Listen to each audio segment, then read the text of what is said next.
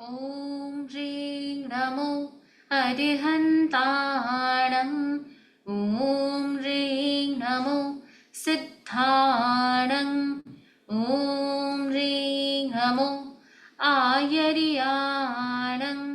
ॐ ह्रीं नमो उवज्झायाणम्। ॐ ह्रीं नमो लोये सव्वसाहूणम्। ॐ ह्रीं नमो अरिहन्ताणम्। ॐ ह्रीं नमो सिद्धाणम्। ॐ ह्रीं नमो आयर्याणम्। ॐ ह्रीं नमो उवज्झायाणम्। ॐ ह्रीं नमो लोये सव्वसाहूणम्। ॐ ह्रीं नमो अरिहन्ताणम्। ॐ ह्रीं नमो सिद्धाणम्। ॐ ह्रीं नमो आयर्याणम्। ॐ ह्रीं नमो उवज्झायाणम्। ॐ ह्रीं नमो लोये सव्वसाहूणम्। एषो पञ्चणमुक्कारो सव्वपावपणासनो मङ्गलाणं च सव्वीसिं पढमं हवै मङ्गलम्। पढमं हवै मङ्गलम्। आराध्य देव के श्री चरणों में सब भक्ति वंदना। जीवन नैया के कर्णधार परम पूज्य गुरुदेव आचार्य श्री महाश्रमण जी के श्री चरणों में सब भक्ति वंदना। केवली प्रज्ञप्त धर्म को सब भक्ति वंदना। जो भी स्वाध्याय कर रहे हैं वे खोले नहीं रहे। सामायिक का प्रत्याख्यान। देव गुरु धर्म की साक्षी से करेमि भन्ते सामायम सावज्यम जोगम पच्चखामि जाम नियमम मुहूर्तमेगम पच्चवासामि दुविहम तिविहरणम न करेमि न कार्वेमि मनसा वैसा कायसा तस्य भन्ते बड़िक्कमाम निंदामि गरिहामि अपाणम वो सिरामि। 5 नवकार गिन ले। और जो सामायिक जितना कालमान नहीं रह सकते उनके लिए 5 आश्रद्वार 6 काय 18 पाप सेवन करने का 2 करण 3 योग से देव गुरु धर्म की साक्षी से आपका जो भी निर्धारित समय हो आधे घंटा 15 मिनट 20 मिनट आपकी धारणा अनुसार त्याग है। और जो दोनों ही नहीं कर पा रहे हो वो कम से कम 23 24 त्याग जरूर ले। तो देव गुरु धर्म की साक्षी से आधी पौन घंटा जैसे भी आपकी धारणा हो आपको तीनों आहार या चारों आहार करने का सुखे समाधि त्याग है। तो पिछले क्लास में हमने ज्ञानावरणीय कर्म के बारे में पढ़ा था। आज हम आगे चलते हैं दर्शनावरणीय कर्म। उससे पहले जानेंगे भगवान ने क्या कहा। अधुवे असास्यम में संसारम में दुख पौराय किम नाम मोहोज्जतम कम्मयम जेणाहम दुग्गयम न कच्चिज्ज। यह अध्रुव अशाश्वत संसार दुख बहुल है। ऐसा कौन सा वह कर्म है जिससे जीव दुर्गति को नहीं प्राप्त होता। भगवान ने बहुत स्पष्ट कहा है ये संसार जो है वो अध्रुव है, अशाश्वत है। यानी यहाँ पर कुछ भी परमानेंट नहीं है, सभी टेम्पोररी है। और इस टेम्पोररी वर्ल्ड में हमें कुछ ऐसा करना चाहिए जिससे हमें दुर्गति नहीं प्राप्त हो। आप देखिए संसार के बारे में 2 मोस्ट एक्सट्रीम नेगेटिव चीज़ है। सबसे पहले कि वो अध्रुव है, अशाश्वत है, यहाँ कुछ भी परमानेंट नहीं है। और फिर भी इस अध्रुव अशाश्वत जगत के लिए हम जो भी करते हैं, संसार के लिए हम जो भी करते हैं वो हमें दुर्गति भी देने वाला है। यानी दोनों तरफ से लॉस ही लॉस है। जो हम कर रहे हैं वो टेम्पोररी भी है और प्लस वो हमें सद्गति भी नहीं देने वाला। इसीलिए भगवान ने कहा ऐसे कर्म की खोज करो, ऐसे सत्य की खोज करो, ऐसे ज्ञान दर्शन चारित्र की खोज करो जो आपको दुर्गति में नहीं ले जाने वाला। तो ऐसे ज्ञान दर्शन चारित्र कौन से हैं? सम्यक दर्शन, सम्यक ज्ञान, सम्यक चारित्र। ये 3 ही ऐसे रत्न हैं जो हमें दुर्गति में नहीं ले जाएंगे। बाकी सारे कार्य जो भी संसार से रिलेटेड हैं वो सब दुर्गति को ले जाने वाले हैं। अब ऐसी स्थिति में क्या संसार छोड़ देना चाहिए? ऑफ कोर्स आप अभी संसार नहीं छोड़ सकते। तो क्या करना चाहिए? आप जो भी कार्य कर रहे हैं, whatever work you are doing, just think मुझे करना पड़ रहा है, ये अभी मेरी नियति है, इसमें आसक्ति होना मेरी नियति नहीं है। ये कार्य मेरा नियति हो सकता है पर आसक्ति मेरी नियति नहीं है। आसक्ति तो मेरा चुनाव है। तो नियति और चुनाव में बैलेंस रखें, नीड्स और वांट्स में बैलेंस रखें। क्या आपकी नीड्स है, क्या आपकी वांट्स है? आप जो भी कार्य कर रहे हैं, नेसेसरी अननेसेसरी, उसमें एक डिमार्केशन लाइन रखें कि कौन सा काम नेसेसरी है, कौन सा अननेसेसरी है, और कौन सा हमें नेसेसरी लग रहा है पर नेसेसरी नहीं है। तो ज़्यादा से ज़्यादा पुरुषार्थ हमारा उस दिशा में करें कि सम्यक दर्शन, सम्यक चारित्र और सम्यक तप की उत्कृष्ट आराधना हम करें। सम्यक ज्ञान तो अभी आप करने बैठे ही हैं, तो उस ज्ञान का सार जरूर निकालें। और ऑफ कोर्स ज्ञान जो है वो संवर सामायिक के साथ करें, जिससे आपको डुअल बेनिफिट्स होंगे, नहीं तो आपको सिंगल नहीं हाफ बेनिफिट्स होंगे। तो इसलिए ज़्यादा से ज़्यादा इस संसार को नश्वर समझते हुए उसमें उलझे नहीं, इस संसार से सुलझने का प्रयास करें। इस संसार में होने वाली चीज़ों से नई सीख लेने का प्रयास करें। संसार अध्रुव है, अशाश्वत है और दुख बहुल है। संसार अध्रुव भी है, अशाश्वत भी है, प्लस दुख बहुल है। यानी यहाँ दुख ही दुख है, और उस दुख के कारण हम वापस ऐसी ही प्रवृत्ति करते हैं जिससे दुर्गति को प्राप्त हो। तो इस संसार को अध्रुव अशाश्वत समझते हुए ऐसी प्रवृत्ति करनी है जिससे आगे का रास्ता जो है हमारा हाईवे का हो, फ्लाई वे का हो, लेकिन वॉक वे का ना हो। तो इस चीज का हमें ध्यान रखना है। आगे चलते हैं। हमने अभी तक ज्ञानावरणीय कर्म बंध के कारण इत्यादि के बारे में पढ़ा था। आज हम थोड़ा आगे बढ़ते हैं। दर्शन, दर्शन शब्द का मतलब क्या होता है? बहुत सारे तरीकों में दर्शन शब्द का अर्थ आता है। फिलॉसफी, किसी भी रिलीजन के जो सिद्धांत होते हैं वो दर्शन कहलाते हैं, वो उसकी फिलॉसफी कहलाती है। जैसे कोई धर्म ये मानता है कि दुनिया जो है वो नित्य है, शाश्वत है। कोई मानता है बिल्कुल अनित्य है, बिल्कुल अशाश्वत है, क्षण भंगुर है। हम नित्य अनित्य मानते हैं।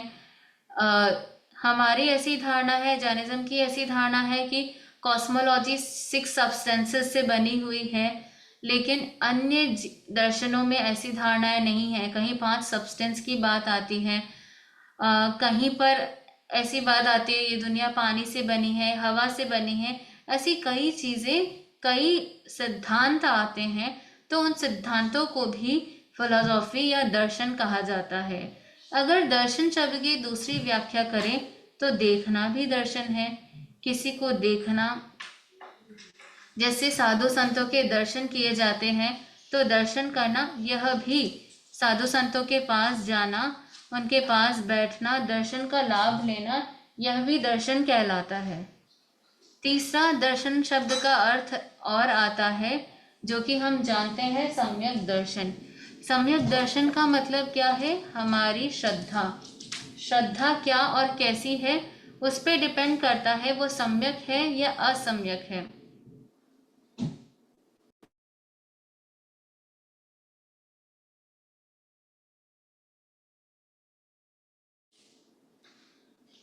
तो अगर हमारी श्रद्धा अच्छी है, सही जगह पर है, राइट चीज़ों पर है, तो वो सम्यक दर्शन हो जाएगा। पर वही अगर सम्यक नहीं है, गलत चीज़ों पे है, अगर जो भगवान ने कहा है उससे ऑपोजिट हम समझ रहे हैं, तो वो सम्यक दर्शन नहीं, मिथ्या दर्शन हो जाएगा। यानी दर्शन का और एक अर्थ क्या है? हमारी धारणा क्या है, हमारा विश्वास क्या है, हमारी श्रद्धा क्या है। इस रूप में दर्शन के कई शब्द आते हैं।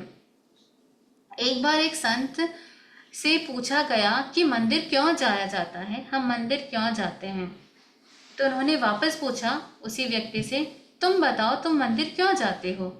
तो उस व्यक्ति ने कहा, मैं तो कुछ मांगने जाता हूँ, कुछ प्रेयर करने जाता हूँ। तो उन्होंने पूछा, तो तुम मुझसे क्यों पूछ रहे हो, अगर तुम कुछ मांगने और प्रेयर करने जाते हो तो why are you asking to me that why should we go to temples. Then he said, मैं कुछ मांगने जाता हूँ और मुझे पता है जो मैं मांग रहा हूँ एक बार मिल जाएगा तो मेरी दूसरी इच्छा उत्पन्न हो जाएगी। तो एक बार मेरे मन में आया, क्या सचमुच इसी के लिए हम मंदिर जाते हैं, क्या इसी के लिए हम याचना के लिए, प्रार्थना के लिए हमें मंदिर जाना चाहिए।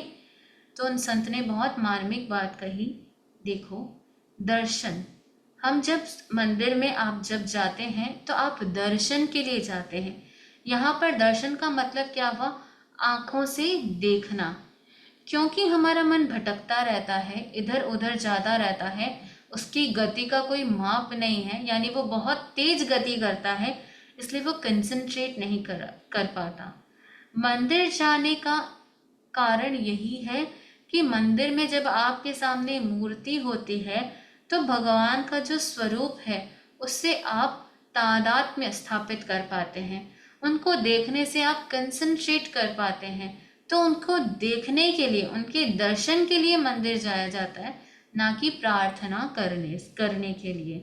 तो यहाँ जो देखना जो शब्द है वही यहाँ पर दर्शन का भी जैन फिलॉसफी में जो ज्ञाता दृष्टा या केवल दर्शन की जो बात आती है वो देखना यानी देखने से रिलेटेड है और बाकी अन्य इंद्रियों से भी रिलेटेड है। तो दर्शन किसे कहते हैं, पदार्थों के आकार अर्थों की विशेषता को ग्रहण किए बिना केवल सामान्य का ग्रहण करना दर्शन है। क्या है मतलब, पदार्थों के आकार अर्थों का, यानी पदार्थ क्या है, कैसा है, उसका आकार क्या है, उसकी कितनी पर्याय हैं, इन सभी विशेषताओं को ग्रहण किए बिना, यानी इस पे कंसंट्रेट नहीं करके केवल सामान्य ग्रहण, सामान्य का ग्रहण दर्शन कहलाता है। हम जानते हैं हमारा स्वभाव क्या है, ज्ञाता दृष्टा भाव। तो ज्ञाता ज्ञान, जिसकी हमने अभी काफी क्लासेस में चर्चा की, ज्ञान का मतलब क्या है, ज्ञान का मतलब है विशेष, विशेष रूप से जानना, किसी की आकार संरचना उसके पर्यायों को जानना ज्ञान के अंतर्गत आता है। मतलब कोई भी पदार्थ कैसा है, कैसा नहीं है, दिखने में कैसा है, चखने में कैसा है, सूंघने में कैसा है, स्पर्श में कैसा है इत्यादि, ये जो भी उसके विशेषण हैं, उसकी जो भी उपयोगिताएं हैं, जो भी उसके कैरेक्टरिस्टिक्स हैं, एट्रीब्यूट्स हैं, ये सारे के सारे ज्ञान के अंदर आता है। तो उससे पहले क्या होता है, उससे पहले दर्शन होता है। यानी दर्शन का मतलब है first contact, the establishment of first contact between we and the matter. अब आप कहेंगे कि अवग्रह में जो हमने अर्थावग्रह व्यंजनावग्रह कहा पढ़ा था, ये भी, इसका भी यही अर्थ था, कॉन्टैक्ट होना। तो वो जो स्थिति है वो दर्शन के बाद की स्थिति है। दर्शन बहुत सूक्ष्म है, बहुत सटल है, इसे हम जनरली नहीं समझ सकते। इसे जब आपको केवल ज्ञान या केवल दर्शन हो जाएगा या विशिष्ट ज्ञान का आपको अक्षरक्षम होगा तो ही हम सब यह समझ सकते हैं। पर एक दृष्टि से अगर समझा जाए, बहुत ही बहुत ग्रॉस लेवल पर अगर इसे समझा जाए, तो जैसे अगर हम केवली की बात करें कि तीर्थंकर ने, केवली ने इस पूरे चराचर जगत को देखा और क्या पाया कि दुनिया में कई प्रकार के जीव है, कई प्रकार के द्रव्य हैं, कई प्रकार की अजीव है, कुछ मूर्त है, कुछ अमूर्त है। इस प्रकार से दुनिया वैरायटीज से भरी है। तो अगर संक्षेप में पूछे कि दुनिया क्या चीज से बनी है, तो कहा जा सकता है सामान्य रूप में दुनिया जो है वो जीव और अजीव से बनी हुई है। तो ये जब सामान्य रूप बताया गया, मतलब बिल्कुल फर्स्ट थिंग जिससे हम समझें और उससे हम आगे बढ़ सकते हैं, तो वो क्या है? दुनिया जीव अजीब से बनी है।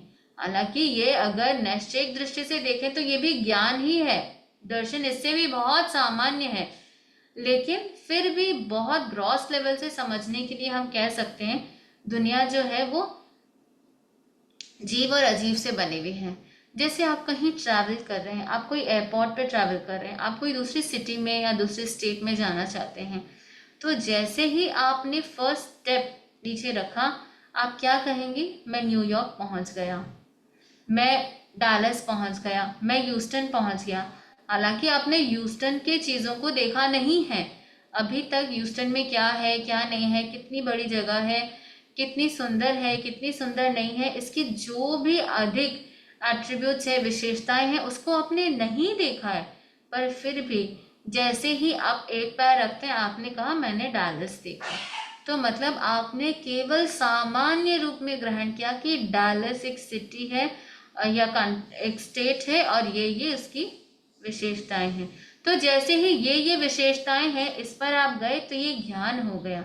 और सामान्यतः आपने कहा मैंने डालस देखा, ये दर्शन हो गया। हालांकि ये बहुत ही ग्रॉस एक्सट्रीमिस्ट है, ग्रॉस बहुत ज़्यादा ग्रॉस एग्जाम्पल है, बट फिर भी उदाहरण है जिसे हमें एक देशात्मक देखना चाहिए, सर्वदेशात्मक नहीं। तो एक देशात्मक की दृष्टि से बहुत सामान्य को ग्रहण करना क्या कहलाता है? दर्शन कहलाता है।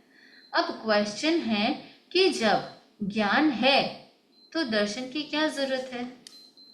सामान्य अवबोध की क्या जरूरत है? जब ज्ञान है तो हम हमेशा विशेष की ओर ही तो जाते हैं? नहीं, हम केवल विशेष की ओर नहीं जाते, हम कई बार सामान्य की ओर भी जाते हैं। और हमारी मूल यात्रा जो है वो सामान्य से ही शुरू होती है। जैसे आपको कोई बुक पढ़नी है तो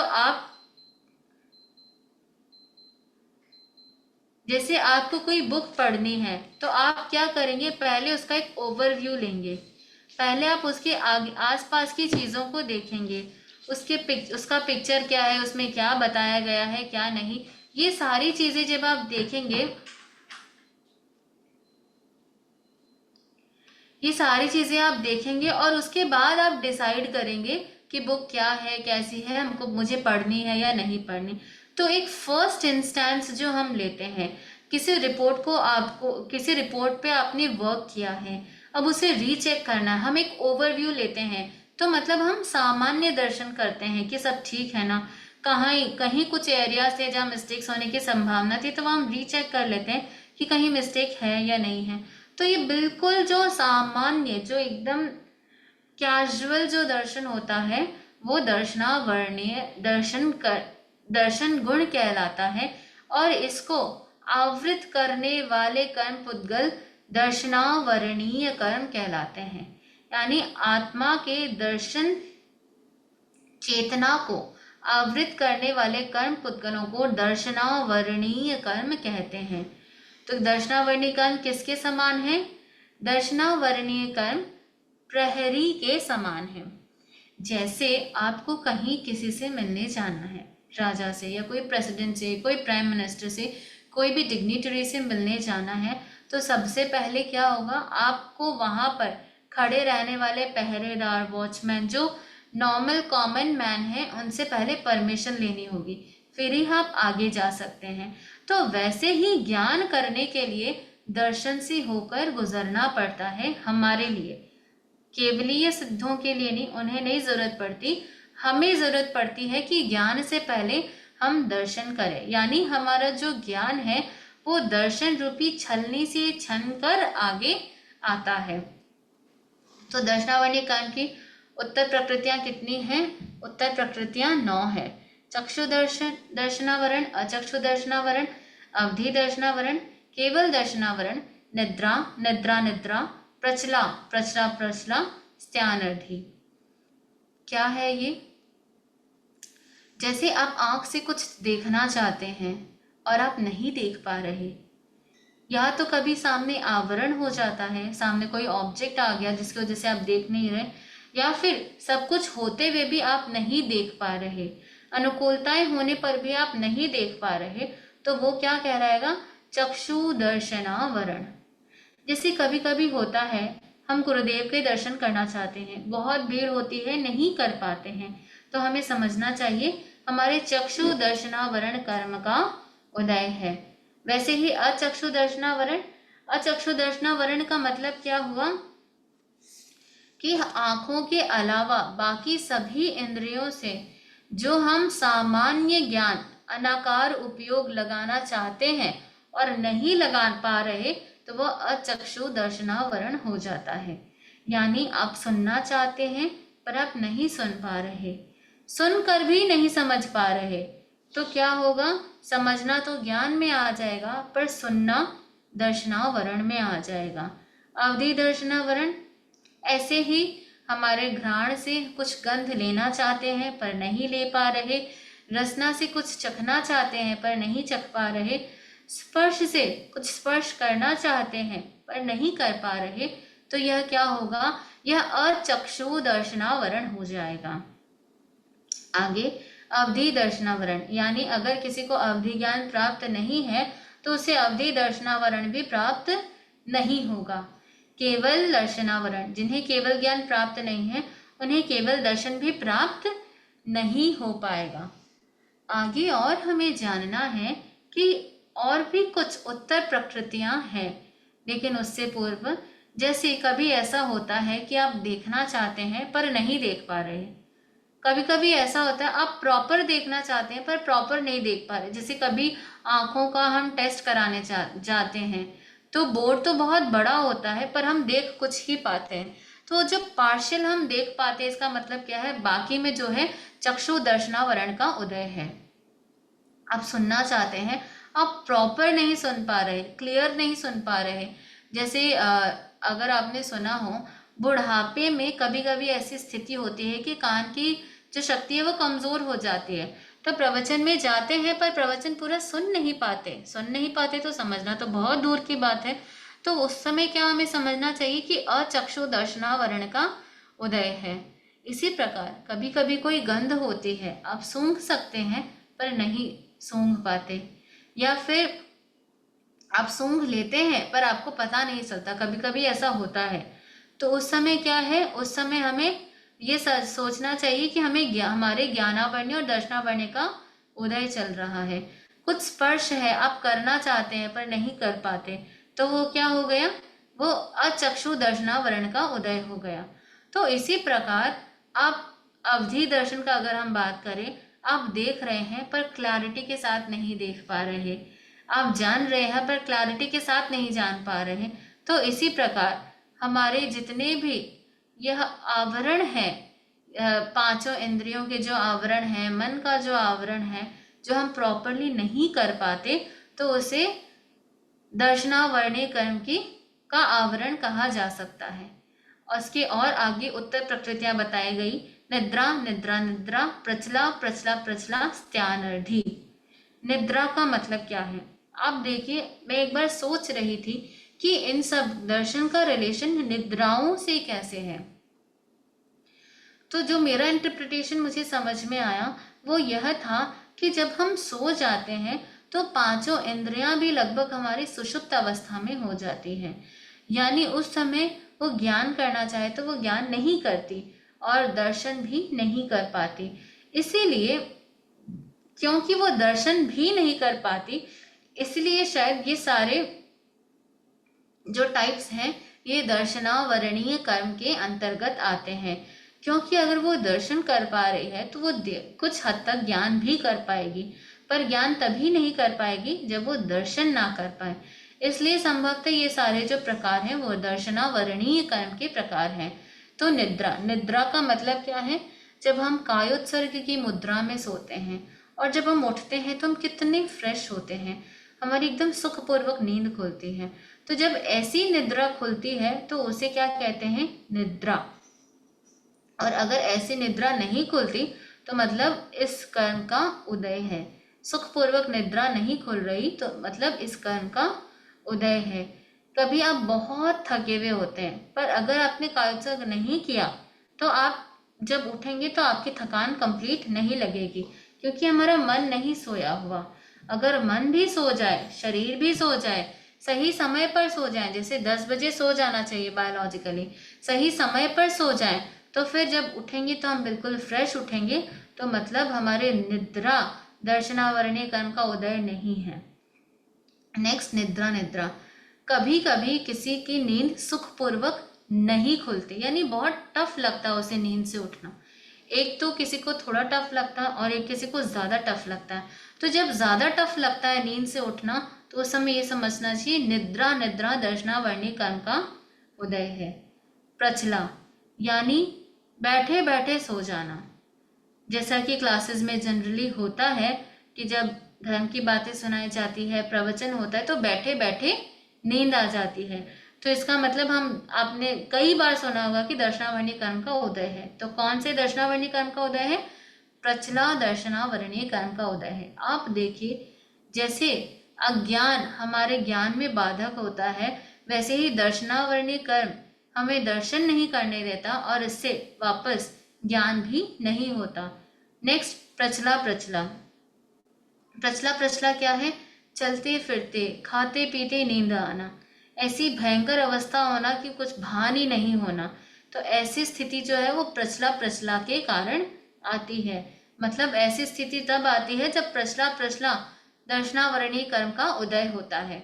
नेक्स्ट, स्त्यानर्धि।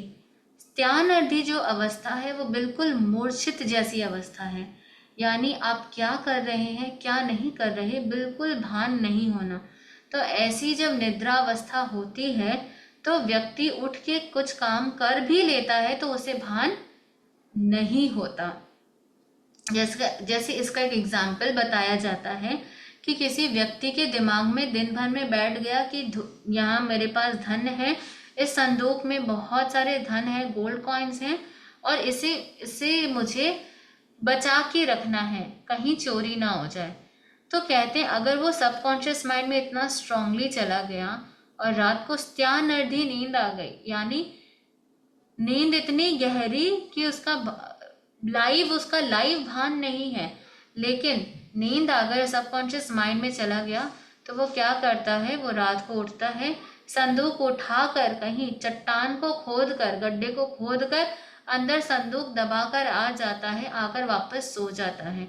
और अगले दिन जब सुबह उठता है तो उसे नहीं पता चलता कि संदूक कहाँ गए, यानी काम भी कर लेता है और क्या काम किया, कब किया, कहाँ किया, किस रूप में किया, कुछ भी भान नहीं रहता। फिर 6-7 महीने बाद कभी वापस स्त्यानर्धि निद्रा का उदय होता है तो वापस वो जाता है, वहां से गड्ढा खोदता है और संदूक लेकर आ जाता है।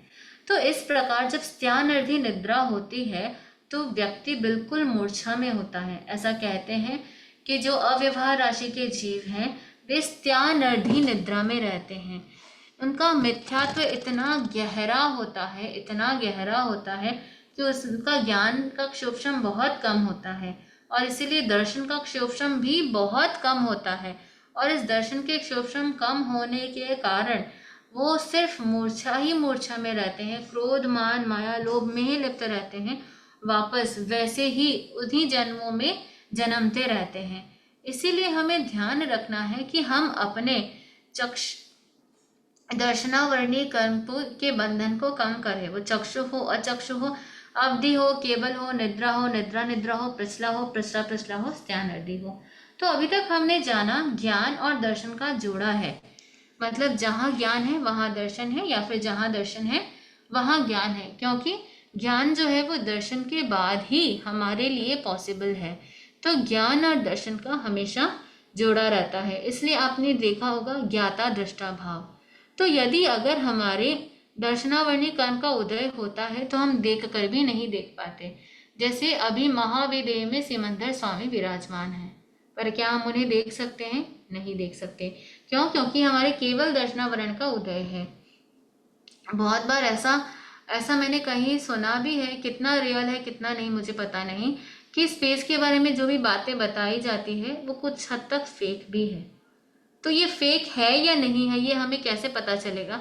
अगर हमारे दर्शनावर्णी कर्म का अनुदय अवस्था रहेगी, क्षोभशम रहेगा, तो हम अपने आप फाइंड आउट कर सकते हैं कि क्या रियलिटी है, कितना सत्य है, कौन सी चीज कितनी सत्य है और कितनी सत्य नहीं है। तो ऐसी स्थिति में यानी सत्य को जानने के लिए जितना ज्ञान रिक्वायर्ड है उतना ही दर्शन भी रिक्वायर्ड है, और उस दर्शन के कारण हम साक्षात अनुभव कर सकते हैं, अपनी पांचों इंद्रियों से साक्षात देखा जा सकता है। तो इसीलिए ज्ञाता और दृष्टा भाव जो कहा जाता है कि जानो और देखो, तो देखने से बहुत बार हमारी बहुत सारी प्रॉब्लम्स सॉल्व हो जाती हैं। जैसे चिकित्सा की दृष्टि से आचार्य श्री महाप्रज्ञ जी फरमाते हैं कि कहीं आपको किसी रूप में कोई वेदना हो रही है तो आप क्या करें, आप केवल उसे देखें, देखते देखते आपकी वो वेदना खत्म हो जाएगी। प्रश्न है कि खत्म कैसे होगी? तो उत्तर मिला कि जब हमारी कोई वेदना होती है उसका कारण क्या होता है? उसका कारण होता है कि वहां पर हमारी एनर्जी फ्लो नहीं हो रही। एनर्जी अगर फ्लो नहीं हो रही तो वहां पर विकृतियां पैदा हो जाती है। तो वो विकृति हटाने के लिए अगर हम केवल वहां पर प्रेक्षा करें, प्रेक्षा का अर्थ क्या है? गहराई से देखना, केवल आप उसे देखें तो वहां पर एनर्जी का फ्लो होने लग जाएगा और वो जो विकृतियां वो खत्म हो जाएगी। तो नॉर्मल छोटी चीजों में आप ये प्रयोग करके देख सकते हैं, और बड़ी चीजों में भी, बड़ी बीमारियों में भी। हालांकि समय ज्यादा लग सकता है क्योंकि हमारा अभ्यास नहीं है, हमारा इतना डीप कंसंट्रेशन नहीं होता, हमारी इंटेंसिटी इतनी हाई नहीं होती, इसीलिए हमें पता नहीं चलता। पर अगर आप बड़ी बीमारी में भी कोशिश करें तो ज्ञाता दृष्टा भाव से आप उस बीमारी को ठीक कर सकते हैं। भगवान ने संपूर्ण चराचर जगत को देखा और जाना, दोनों के मिलन से ही उन्होंने सत्य को उद्घाटित किया। तो हमें भी ये ध्यान रखना है कि हमें अपने ज्ञाता और दृष्टा दोनों पावर को बढ़ाना है। जितना जितना दृष्टा पावर आपका बढ़ेगा उतना उतना आपकी सम्यक अवस्था बढ़ेगी, राग और द्वेष कम होंगे। जैसे कॉमन एग्जाम्पल मैं बहुत बार देती हूँ कि इंडिया में मेड्स आते हैं, रोज उनका काम है आना, काम करना, चले जाना। जब आप कभी नोटिस करेंगे तो कुछ समय बाद घर के कॉर्नर्स में बहुत गंदगी दिखेगी, क्योंकि वो फटाफट आकर सफाई करके चले जाते, कॉर्नर्स छोड़ जाते हैं। वही किसी दिन आपका कोई नौकर या कोई मेड काम कर रही है, आप केवल उसे देखें, केवल देखने मात्र से वो काम बहुत अच्छा करेगी, वो सारे कॉर्नर्स को एक बार नहीं 2 बार साफ करेगी, केवल देखने मात्र से। यानी देखने में इतना पावर है। तो वैसे ही हमारे केवल देखने मात्र से बहुत परिवर्तन आ सकता है। जब भी आपके सामने कोई सिचुएशन आए तो उसे केवल जाने, केवल देखें, यानी राग और द्वेष से रहित होकर देखें। तो ऐसी स्थिति में क्या होगा? नए कर्मों का बंधन नहीं होगा। तो जब हम सामान्य अवबोध करते हैं, इसका मतलब क्या? हम उसमें उलझ नहीं रहे। जब हम विशेष अवबोध में जाते हैं तो फिर उसके बाद हमें ऐसा सिचुएशन बनती है कि हम उसमें उलझें या राग या द्वेष करें। पर सामान्य अवबोध आपने कर लिया तो आप क्या करेंगे? राग और द्वेष में उलझेंगे नहीं। जैसे कभी हम बहुत खुश होते हैं और हमारे किसी ने इंसल्ट भी कर दी, कुछ कमेंट भी कर दिया, तो क्या होगा? हम उसे सामान्य ले लेते हैं, इग्नोर कर देते हैं। तो ऐसे ही सामान्य अवस्था में आने से हमारे कर्मों का बंधन नहीं होगा। आगे देखते हैं ज्ञान और दर्शन का मैचिंग कहाँ पर है। तो मति ज्ञान जो है वो चक्षु अचक्षु दर्शन से रिलेटेड है, यानी चक्षु अचक्षु दर्शन होगा फिर मति ज्ञान होगा। श्रुतक ज्ञान वो दर्शन से रिलेटेड नहीं है, क्योंकि हम जानते हैं श्रुत मति पूर्वक होता है, यानी पहले चक्षु अचक्षु दर्शन होगा, फिर मति ज्ञान हो जाएगा, फिर श्रुतक ज्ञान होगा, क्योंकि श्रुत जो है वो विशेष ज्ञान है। अवधि ज्ञान अवधि दर्शन से रिलेटेड है, यानी पहले अवधि दर्शन होगा फिर अवधि ज्ञान होगा। मनः पर्यव्य ज्ञान दर्शन से रिलेटेड नहीं है। क्यों? क्योंकि मनः पर्यव्य ज्ञान हमेशा विशेष पर्यायों को ग्रहण करता है, और विशेष जो है वो ज्ञान से रिलेटेड है, दर्शन से रिलेटेड नहीं है। इसी प्रकार केवल ज्ञान जो है केवल दर्शन से रिलेटेड है। आगे दर्शनावर्णी कर्म की स्थिति कितनी है? तो मिनिमम अंतर मुहूर्त, जब भी दर्शनावर्णी कर्म का बंधन होता है तो मिनिमम अंतर मुहूर्त के लिए होता है और मैक्सिमम 30 कोटा कोटि सागर तक बंध सकता है। यानी आप जानेंगे, आगे भी आप समझेंगे कि ज्ञानावर्णी कर्म, दर्शनावर्णी कर्म और अंतराय कर्म की काफ़ी एक दूसरे से बिल्कुल रिलेटेड हैं और एक साथ चलते हैं। तो ज्ञानावर्णी कर्म में भी हमने जाना था कि वो 30 कोटा कोटि सागर तक बंधता है, तो वैसे ही दर्शनावर्णी कर्म भी 30 कोटा कोटि सागर तक बंधता है। तो उसका अबाधा काल क्या है? तो अगर शॉर्ट स्पैन है तो अंतर मुहूर्त के बाद वो उदय में आ जाएगा, और अगर लॉन्ग स्पैन है यानी 30 कोटा कोटि सागर जितना है तो 3000 वर्ष बाद वो उदय में आना शुरू हो जाएगा। बंध कब तक होता है? दर्शनावर्णीय कर्म का बंध जो है वो 1 से 10वें गुण स्थान तक होता है। उदय और शिवशम कब तक होता है? उदय और शिवशम 12वें तक, यानी 12वें में क्षीण मोह गुण स्थान है। जब मोह क्षीण होता है तो फिर 13वें के प्रथम समय में केवल ज्ञान, केवल ज्ञान और केवल दर्शन हमें प्राप्त होता है, यानी ज्ञानावर्णी कर्म, दर्शनावर्णी कर्म क्षय को प्राप्त होते हैं। तो इसका क्षयोपशम कब तक रहता है? 12वें गुण स्थान तक, और उदय भी 12वें गुण स्थान तक रहता है। क्षयिक अवस्था, तो अगर क्योंकि क्षयोपशम अवस्था 12वें गुण स्थान तक है तो क्षयिक अवस्था कब होगी? 13वें में, 14वें में और सिद्धों में। तो क्या दर्शनावर्णी कर्म का उपशम होता है? उपशम नहीं होता। दर्शनावर्णी के क्षयोपशम से क्या प्राप्त होता है? 5 सेंस ऑर्गन्स, चक्षु, अचक्षु और अवधि दर्शन। तो हमें ये जानना है कि ज़्यादा से ज़्यादा हमें दर्शनावर्णीय कर्म के बंधन से बचना है। तो कर्म बंधन के कारण कौन से हैं? कर्म बंधन के वही कारण हैं जो ज्ञान से रिलेटेड हैं, यानी जो ज्ञानावर्ण्य कर्म बंधन के कारण है, यानी ज्ञान प्रत्यनिकता, ज्ञान प्रद्वेष, ज्ञान निहन्नव, ज्ञानांतराय, ज्ञान प्रद्वेष। तो इसी प्रकार दर्शनी से प्रतिकूलता रखना, दर्शनी की बात को काटना, दर्शनी से प्रद्वेष रखना, दर्शन में अंतराय करना, इस प्रकार सेम वही है, क्योंकि ज्ञान और दर्शन साथ में चलते हैं तो इसके भी वही कर्मबंध के कारण हैं। किनमें कितने दर्शन पाए जाते हैं? तो गर्भज मनुष्य में 4 दर्शन पाए जा सकते हैं, यानी हम में केवल ज्ञान, केवल दर्शन, चक्षु दर्शन, अचक्षु दर्शन, चक्षु दर्शन, अचक्षु दर्शन, अवधि दर्शन, केवल दर्शन, ये चारों दर्शन पाए जा सकते हैं। 5 स्थावर, द्विइंद्रिय और त्रिइंद्रिय में एक केवल अचक्षु दर्शन पाया जाता है, क्योंकि उनमें चक्षु नहीं होता और अवधि उनमें नहीं पॉसिबल है, केवल ऑफ कोर्स नॉट पॉसिबल है, तो उनमें केवल चक्षु दर्शन ही, अचक्षु दर्शन ही पाया जाता है।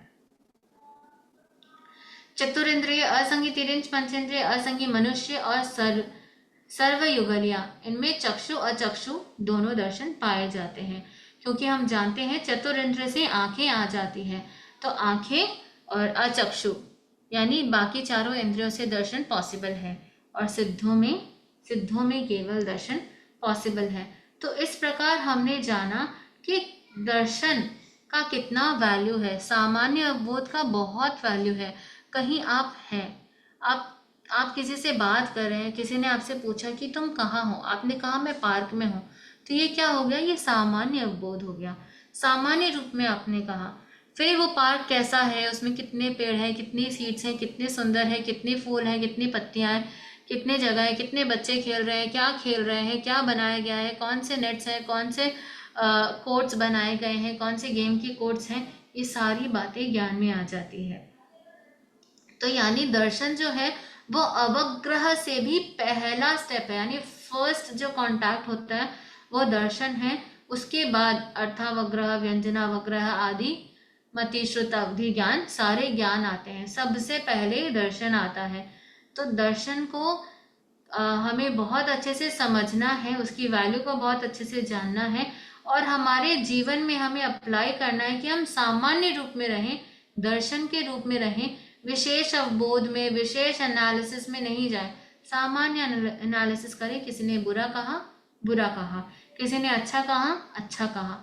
अब तीसरे व्यक्ति को बताना, उस पर टिप्पणियां करना, अच्छा, बुरा, गंदा, और क्या हो सकता था, और बुरा क्या हो सकता था, और अच्छा क्या बोल सकती थी मैं, ये सब पे हमें ध्यान नहीं देना है। एक दर्शन से रिलेटेड मैं घटना बताना चाहूँगी। जैसे हम गुरुदेव के दर्शन और करने जाते हैं, तो आज ही वो श्रावक बता रहे थे कि वो गुरुदेव देवगढ़ के आसपास पधारे थे। देवगढ़ से वापस विराज कर वो विहार करने वाले थे। तो विहार करने के 4 द्वार थे, 4 द्वारों से विहार किया जा सकता था। तो एक द्वार था जिसे सूरज द्वार कहा गया है, दूसरा द्वार था जिससे मुर्दे को ले जाया जाता है, वैसा द्वार।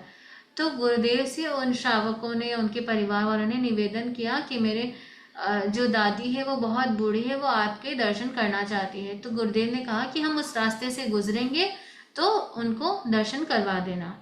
अब क्या हुआ, वो जो लेडी थी, जो बूढ़ी दादी थी, उनके बैठने की जो हड्डी थी वो भी क्रैक हुई हुई थी। तो उनको बहुत दोहरा सोरा नीचे लेके आया गया, बैठाया गया, और काफ़ी इंतज़ार किया जा रहा है, किया जा रहा है, किया जा रहा है, किया जा रहा है, लेकिन गुरुदेव नहीं पधारे। आचार्य श्री तुलसी का समय था, गुरुदेव नहीं पधारे। अब इधर क्या हुआ कि किसी दूसरे व्यक्ति ने उन्हें अर्ज कर दी थी कि आप मेरे घर पगलिया करते हुए पधारे, इसलिए वो दूसरे द्वार से, यानी जहाँ से मुर्दों को ले जाया जाता है, उस द्वार से आगे पधार गए और 10 किलोमीटर आगे विहार हो गया। इधर क्या होता है, उस दादी के पोते को बहुत गुस्सा आता है, और गुस्से के कारण वो जाते हैं, गुरुदेव के पास जाते हैं, और गुरुदेव को बहुत खरी खोटी सुनाते हैं कि भगवान भगत से ही होता है, अब आपका एक भगत कब से इंतज़ार कर रहा है और आप आगे बढ़ गए। ऐसे करते करते उसने गुरुदेव की बहुत आशार्थना कर दी और इतना तक कह दिया, अब से मेरे आपके दर्शन करने का त्याग है।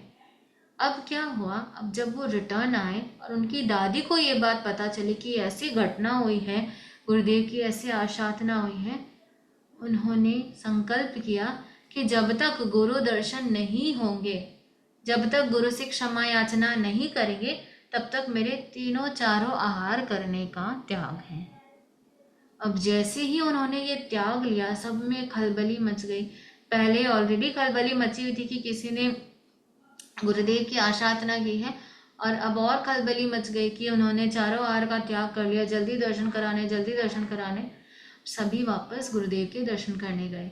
दर्शन करने गए और गुरुदेव से क्षमा याचना की, तो गुरुदेव ने इतना कृपा अनुग्रह कराया, उन्हें 1 घंटे का समय लगभग दिलाया, और बाद में उस व्यक्ति से ये कहा कि इतना गुस्सा काम का नहीं है। तो आप देखिए, आँखों से हम केवल दर्शन कर सकते हैं, लेकिन दर्शन मात्र भी हमारे लिए कितना उपयोगी हो सकता है। इन्हीं आँखों से या पिक्चर देखा जाए, कुछ एंटरटेनमेंट सीरीज़ देखी जाए, इन्हीं आँखों से गुरु दर्शन किए जाए, गुरुवाणी पढ़ी जाए, आगम पढ़ा जाए, दोनों में कितना अंतर आ जाता है। इस अंतर को हमें समझना है। हमारी 5 इंद्रियां जो हैं, हमारे ज्ञान और दर्शन का जो उपयोग है, हमें उसे सम्यक जगह लगाना है। यानी हमारे बोलने का काम पड़े, हमारे सुनने का काम पड़े, सभी रूप में हमेशा अच्छे शब्द ही निकलें, अच्छे शब्द ही सुने, ताकि हमारी ये गति और अगली गति दोनों शुभ हो, अच्छी हो और मंगलमय हो, और एक के अच्छे कार्य से दूसरे को भी अच्छा फल मिल जाता है। क्योंकि हम जानते हैं कि हमारे जो भी वाइब्रेशंस होते हैं, उसके रिपल्स पूरे वर्ल्ड में फैलते हैं। तो किसी के अच्छे कार्य से, किसी के अच्छे बोलने से, किसी के अच्छे कार्य करने से दूसरे को कब किस रूप में कितना हेल्प मिल जाता है, हमें ये नहीं पता। तो हमें ये ध्यान रखना है, हमें 5 इंद्रियों से हम जो दर्शन कर रहे हैं, ज्ञान कर रहे हैं, उसका उपयोग हमेशा सदुपयोग हो, अच्छे कार्य में उपयोग हो। अच्छा देखना, अच्छा बोलना, अच्छा कार्य करना, अच्छा सोचना, इन सब में उपयोग हो। तो इसी रूप में अपने ज्ञाता और दृष्टा भाव को बढ़ाते रहें और आगे ज्ञान करते रहें। इसी शुभ भाव के साथ ओम अरहम मंगल पाठ। नमो अर्हंताणं, नमो सिद्धाणं, नमो आयर्याणं, नमो उवज्जाणं, नमो लोय सब्ब साहूणं। ऐसा पंच नमकारो सब्ब पापणासनो मंगलाणं च सव्ये सिंह पद्मं वै मंगलम। अर्हंता मंगलम, सिद्धा मंगलम, साहू मंगलम, केवली पन्नत्तो धम्मो मंगलम। अर्हंता लुकुत्तमा, सिद्धा लुकुत्तमा, साहू लुकुत्तमा, केवली पन्नत्तो धम्मो लुकुत्तमो। अर्हंते शरणं पवज्जामि, सिद्धे शरणं पवज्जामि, साहू शरणं पवज्जामि, केवली पण्णत्तं धम्मं शरणं पवज्जामि विघ्नहरण मंगलकरण स्वाम विष्णु नाम गुण ओलख समरण ज्ञा सरे अचिंत्या काम आरोग्य बोहि लाभम समाहि वरमुत्तमं दिंतु चंदेसु निम्मलैरा इच्छेसु अह्यं पयासेरा सागरवर गंभीरा सिद्धा सिद्धिं मम दिसंतु सिद्धा सिद्धिं मम दिसंतु।